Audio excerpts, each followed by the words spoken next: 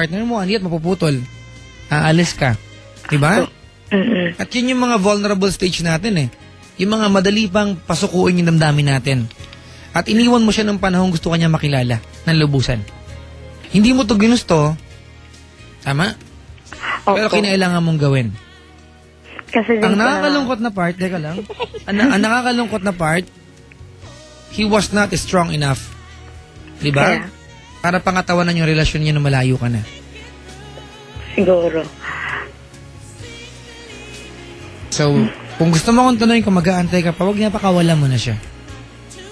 Yun nga din sabi sa akin dito ng mga kaibigan ko.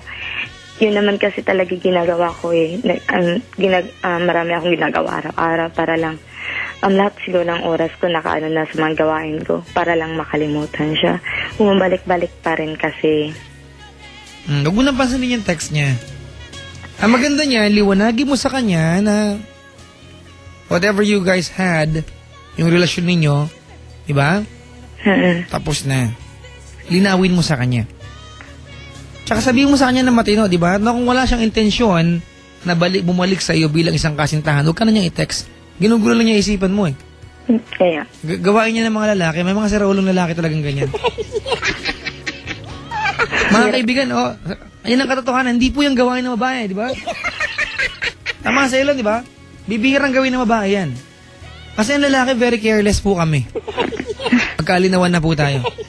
Ang lalaki kaya magsabi ng I love you without meaning anything. Diba? Ang lalaki kaya mag-text dahil trip lang niya. Lasing lang siya. Naalala, nakita lang niya yung pangalan mo sa phone book niya. Kaya pong gawin ng lalaki yan.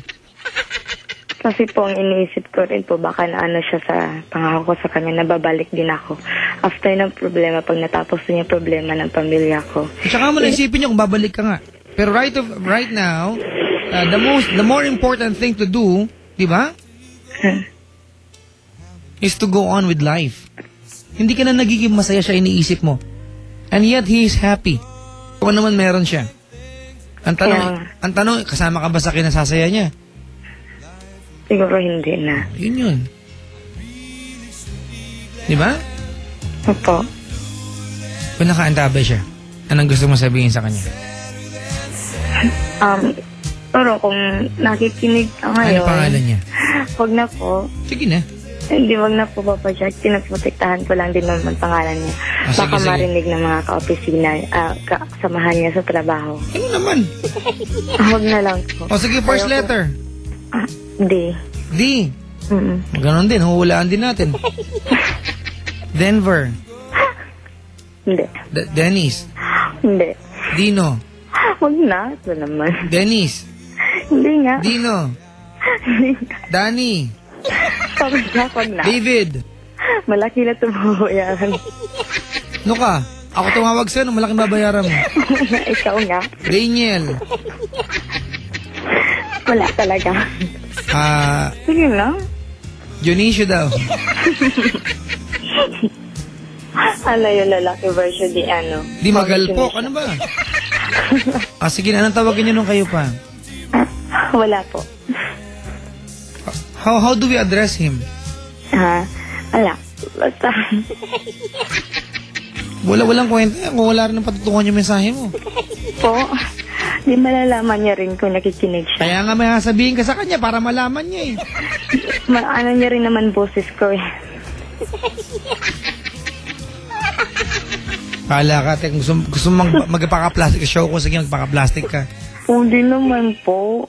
Kaya nga ako tumatawag, hindi naman po ko na. Sige, anong pangalan? First name lang. Ay, wag na po, please.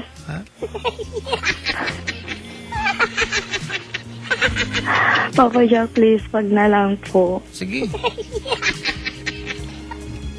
Oo nga, sige na. Gusto sabihin sa kanya kung sino man yan. Kung nakikinig ka man, gusto ko lang malaman mo na noon pa, minahal ka. Wala akong ginawang masama dito para mag-end yung relasyon natin sa ganun. Okay lang naman sana kung mag-end yung relasyon natin. Sana sa maayos na paraan sana. Pero okay lang. Kung masaya ka na ngayon, sino man kasama mo, Sana lang, hindi kanya iiwan. Sana hindi kanya kayang saktan. Tulad namang ginawa ng mga dating babae mo, di ba? Sabi mo palagi ka na lang iniiwan nila. Hindi naman ako ganun, hindi iniiwan. Alam mo naman na may reason ako kung bakit ako umalis dyan, ba't ako umuwi dito. Akala ko pa naman noon na intindihan mo lahat. Sana lang, sana masaya ka na. Kayang mahalin ang anak mo, kayang tanggapin ang anak mo. Alagaan ka niya. Mahal na mahal pa rin kita hanggang ngayon. Pero wala akong magawa ko, hindi mag-move on. Yan lang po. Thank you, Papa Jack. Are you crying? Opo. What's behind the tears? Wala, mahal ko lang naman talaga siya.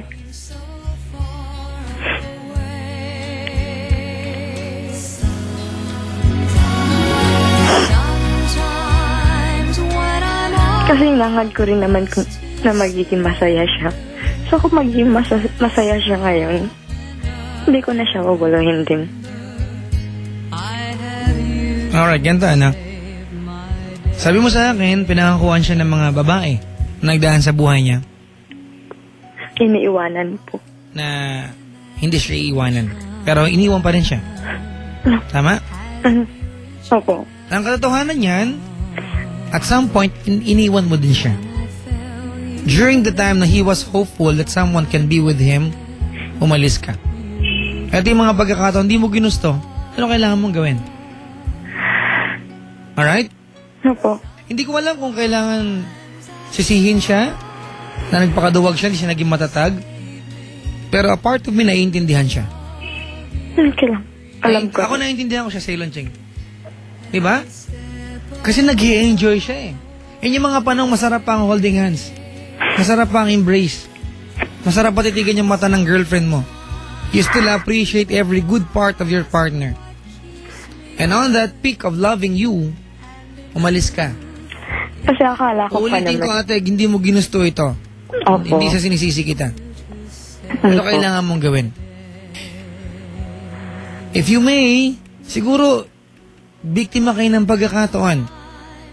Things that, you know, it will hurt you, but kailangan yung gawin. Diba? Opo. The only thing you can count on is magpakatatag kayo parehas. Pero hindi niya kailangan ng taong magpapakatatag sa kanya during that time. Kailangan niya ng taong nasa tabi niya. At wala ka. Kasi marami din naman pinagdaanan siya. At wala. Simulan nung naging kami. Alam ko yun. Lahat tayo may pinagdadaanan. Maraming chismis, maraming ayaw sa relasyon namin. Wala akong pakialam sa mga chismis. Hindi naman lahat ng tao matutuwa pag may karelasyon ka. A lot of people will get mad, di ba? Ayaw? Di ba? And it doesn't really matter sa umpisa. Akala ko lang naman talaga kasi magiging matatag siya kasi mas matanda siya sa akin niya. Akala ko mas naintindihan Ate, niya. ganito. Gusto kong paintindi sa'yo na he was trying to be strong. Nag-a-adjust pa lang kayo and then you left. Hindi ko sinasabi na lahat po ng relasyon na maghihiwalay o maglalayo ng 3 months. Ganito ang ending. Pero 3 buwan pa lang kayo, diba, nandun yung part na sobrang saya pa ng samahan, bigla kang aalis. At walang kasiguran kung kailan ka babalik. Ang sabi mo lang, babalik ka. And during that time, kailangan niya ng tao nandun. Hindi niya kailangan ng ka-text. Hindi niya kailangan ng ka-phone pal. Kailangan niya ng kayakap. Kailangan niya ng tatapik sa balikat niya.